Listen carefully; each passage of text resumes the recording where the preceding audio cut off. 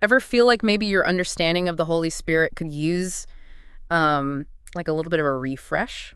You're telling me. I think a lot of people feel that way. Yeah. And today we're going to take a deep dive into some thought-provoking ideas that challenge the traditional view of the Holy Spirit. Definitely. So buckle up, because you might be surprised to learn that the Holy Spirit, according to our source, isn't like this external force, but a way of thinking you can cultivate within yourself. Interesting. Intrigued. Intrigued is an understatement, honestly. Yeah. We're diving into excerpts and notes based on the YouTube channel El Paracleto and the guy behind it, Carlos Miguel. Oh, yeah. I've seen some of his stuff. He's got some bold claims about the Holy Spirit, drawing on biblical analysis, personal experiences, all that. Yeah. Carlos, he doesn't mince words. No, he does not. He's all about shaking things up. And, his main argument is that the Holy Spirit isn't some magical entity that enters a person. Right. He calls it a set-apart way of thinking. Think of it like this: a mindset rooted in love, compassion, and understanding. Okay. Much like what we see in Jesus. Sure. But the catch, it's something we need to actively cultivate. Oh, interesting. We can't just passively wait for it. And that's a huge distinction, right? Huge. It's not just about receiving something. It's about actively developing a mindset. Totally. Think about how, parents raise their kids right. Oh, yeah. They guide them, teach them right from wrong, help them develop a conscience. Yeah. It's a process. It's not like, boom, you're a good person now. Exactly. Yeah, it's a process of formation. Absolutely. And it's like feeding your spirit. Mm-hmm. Almost like, Carlos compares it to that Jewish tradition of studying the Torah. Right. You're actively nourishing this way of thinking, just like you nourish your body with food. It becomes a part of you, a lens through which you view the world. Oh, I like that, yeah. And speaking of lenses, Carlos's take on the Garden of Eden is really interesting. Okay, the Garden of Eden. Yeah. Oh, He sees it as this metaphor for two contrasting ways of thinking. a metaphor.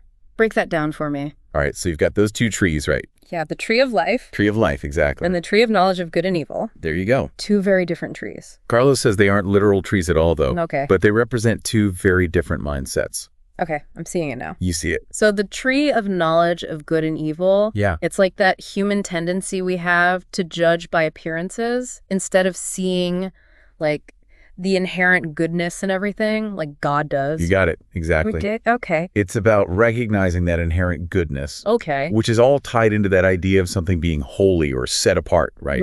Right. When we're judging by appearances, we miss that. Yeah. And that very act, prioritizing our own limited views over love and understanding, Yeah. that's what leads to suffering. Makes sense. Yeah, and Carlos, he's not afraid to say that this judgment, this spirit of the world, it's often the root of a lot of problems we face. It's a powerful statement. It is. But when you really think about it, Yeah. how often do misunderstandings, prejudice, jumping to conclusions lead to conflict and pain? Yeah, more often than we'd like to admit. Probably. So if this judgment, this spirit of the world is the problem, Right. what's the solution? What does Carlos say? Well, he says the antidote is Jesus himself. Okay. Not some distant heaven, Right. but Jesus who embodies this set apart way of thinking. So we should be looking to Jesus as a model for how to live out this set apart way of thinking. Exactly. Okay. And we see this shift in perspective when we think about Jesus coming from the head, symbolizing authority, Right. down to the heart, representing humanity. Oh, like that. It's a call to move beyond rigid thinking and embrace compassion and understanding. Which honestly makes you think, how often do we miss the mark? We might have good intentions, Yeah. but how often do we still judge by appearances instead of really seeking to understand? All the time, probably, right? Yeah. It's a question worth considering. Yeah. Especially when you realize that Carlos believes that embodying a different way of thinking, a more compassionate way of being, is what the Holy Spirit is all about. It's not just It's in our actions, our actions speak volumes. And speaking of actions, Yeah. Carlos has a really interesting take on John 7:39, Hmm? where it talks about the Holy Spirit being given. Hmm. He takes issue with that interpretation. He does. He argues that the Spirit wasn't given at Pentecost, but that it was realized. Okay. He points to the original Greek. Which can be tricky sometimes. It can be, but it suggests the Spirit was not yet implying it was always present but not fully understood. So it's not about waiting for something external to come down from on high. Not at all. Okay. It's about an internal transformation. Like, A shift in consciousness, This is how he believes the disciples finally grasped who Jesus truly was. it just clicked for them. Exactly. And what about that glorification of Jesus we often associate with Pentecost? Right. That wasn't him physically going to heaven. Not according to Carlos. Okay. He believes it happened within the disciples. Interesting. The moment they truly understood Jesus as the Messiah, the Son of God, Okay. it was an internal realization, a spiritual awakening. Powerful. And that's what gave them the power to then spread the gospel. Not some, external. No. Okay, so it's less about a location and more about an internal shift Exactly. that really challenges the traditional view. It does. But it also makes you think, if it was about an internal shift for the disciples, Yeah. could that same transformation be possible for us? It makes you wonder about our own potential. Right. This idea that the Spirit isn't something bestowed, but something we awaken to within ourselves. Yeah. Pretty radical. It is. It is. And it gets even more interesting when we look at John 14:17, Yeah. where Jesus says, the Spirit of truth dwells with you and will be in you.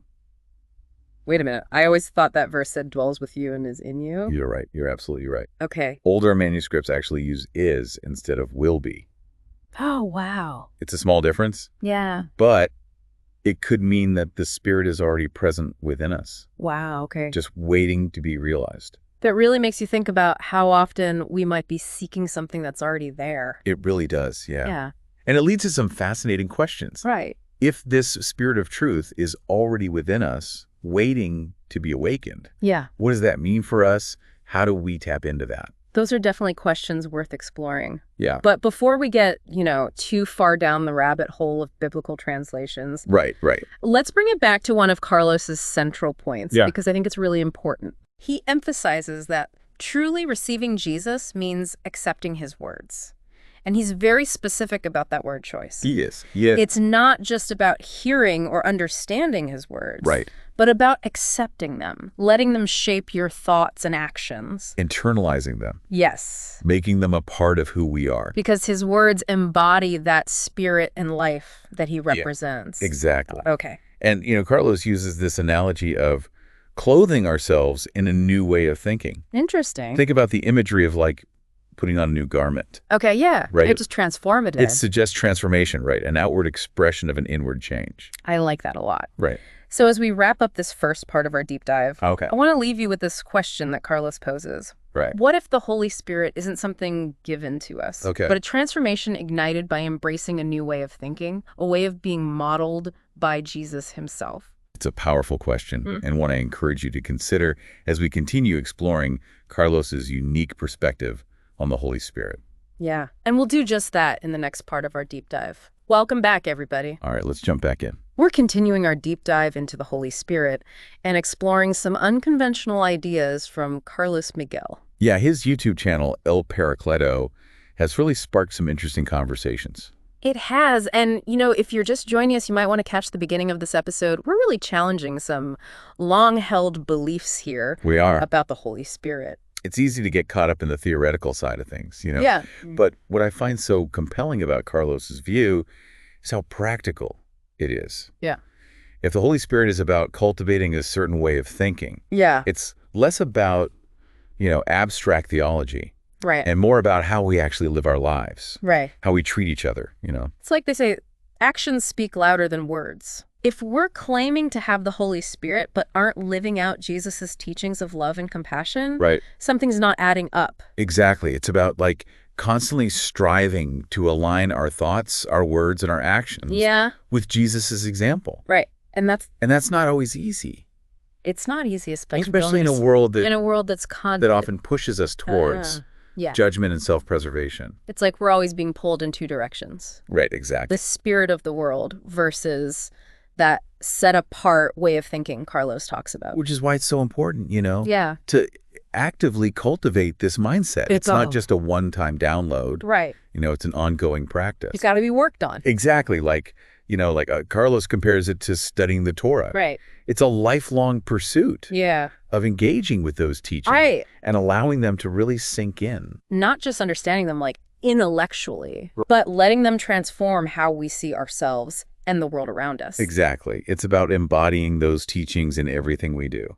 And speaking of embodying teachings, let's go back to John 7:39. Yeah. Carlos really challenges, the traditional view of Pentecost, Yeah. arguing that it wasn't about the Holy Spirit being given, Right. but about the disciples having this profound realization. Exactly. And that realization, Yeah. the glorification of Jesus, Right. didn't happen in some far-off heaven, Right. It happened in the hearts and minds of the disciples. In that moment, It was the moment everything clicked for them. all of Jesus's teachings, everything they had experienced with him, it all kind of came together. It all made sense. Yeah. And that internal transformation, right? Yeah. That's what empowered them to spread the gospel with such confidence. It wasn't about gaining some sort of supernatural power. It was No. about stepping into their true potential. Exactly. That's incredible. That's empowering. It is. Because it suggests that that kind of transformation is possible for us too. Right. We don't have to wait for some external force. Right. It's about cultivating that set apart thinking within ourselves. It's about aligning ourselves with Jesus's teachings, Okay. letting his words take root and flourish in our lives. Which might sound daunting to some people, but Carlos offers a really interesting perspective on how this transformation happens. Okay. He keeps coming back to the idea of receiving Jesus, Yeah. but he's very deliberate in his language. He is. He is. It's not just about believing in Jesus, it's about truly accepting his words. And that's a crucial distinction. It is. Because accepting means letting go of our old ways of thinking, right? Right. And allowing Jesus's teachings to shape our perspective, our actions. Internalizing them. Exactly. Making them a part of who we are at our very core. Not just agreeing intellectually, Right. but letting those beliefs influence every part of our lives.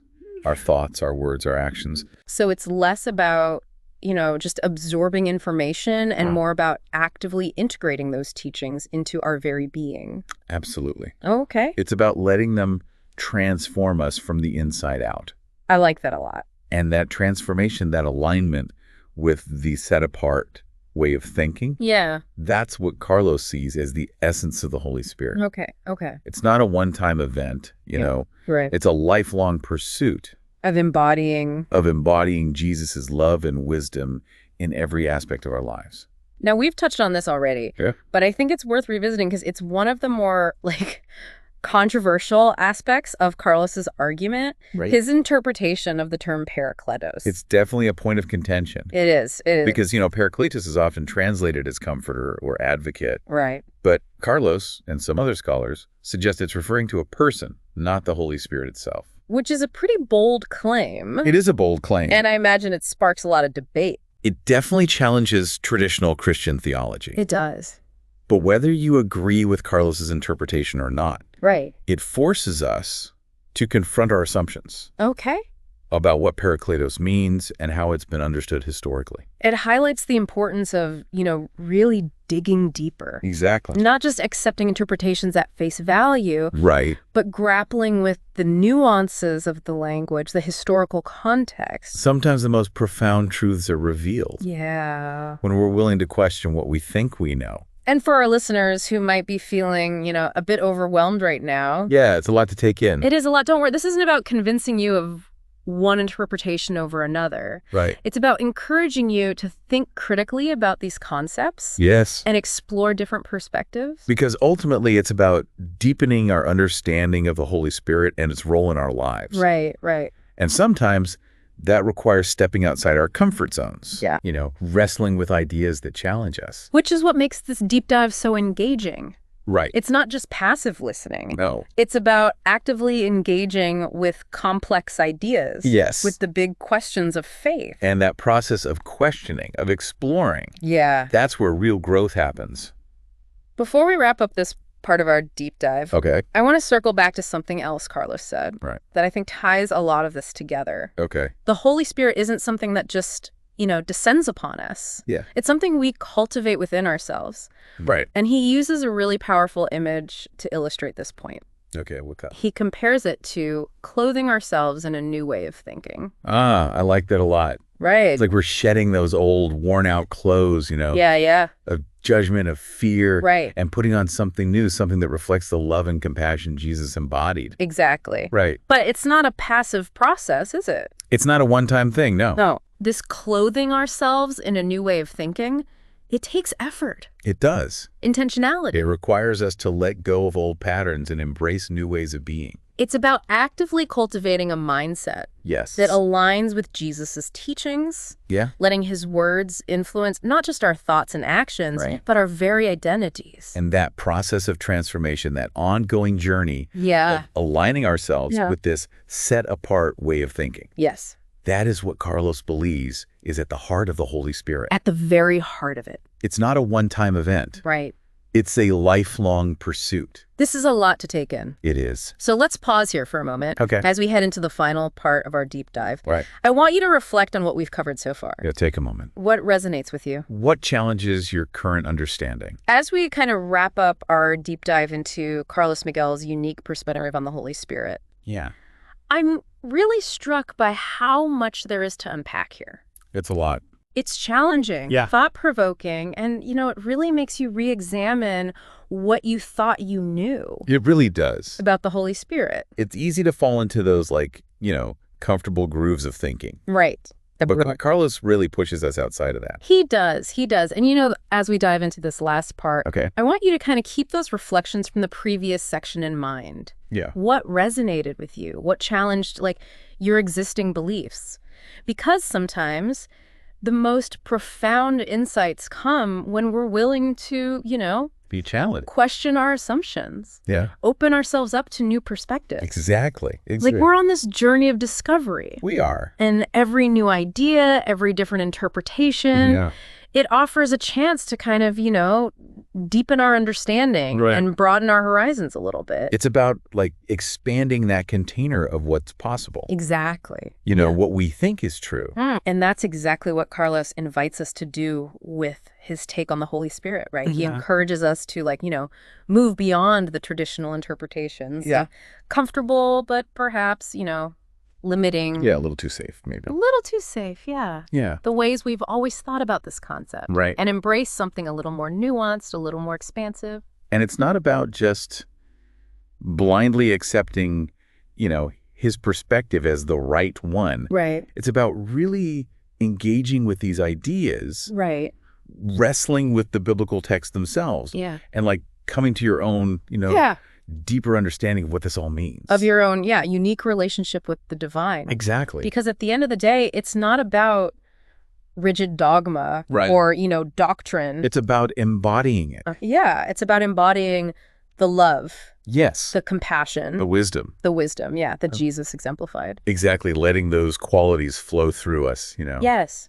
shaping our thoughts, our words, our actions, Yeah. guiding how we interact with the world around us. It's a lifelong journey, right? Always. This isn't a one-time deal. never stops, no. It's a continual process of, growth, There's a transformation. transformation. Yeah. And that journey, it begins with a willingness to question, Yes. to explore, to embrace the unknown. To be surprised, to be open to, having your mind changed. Exactly. And, as we kind of close out this deep dive, Yeah. I want to leave you with this final thought from Carlos that really resonated with me. Yeah. He says, the Holy Spirit is not something bestowed, but a transformation ignited. I like that. It's powerful. It's powerful because it suggests that, we have that power within us Yeah. to transform, to embody. But it's not passive. No, not at all. It's not something that's It's not going to hit you over the head. yeah, it's not going to hit you over the head. You got to meet it halfway, It's about actively cultivating that change from within. Embrace the journey, Yeah. with all of its, complexities and challenges. Yeah. And trust that through questioning and exploring and integrating, we move closer and closer Yes. to the truth that sets us free. And on that note, There you go. we'll leave you to continue exploring. Keep going. Yeah, Thanks for joining us for this deep dive into the Holy Spirit. It's been quite a journey. it has. It has. Until next time.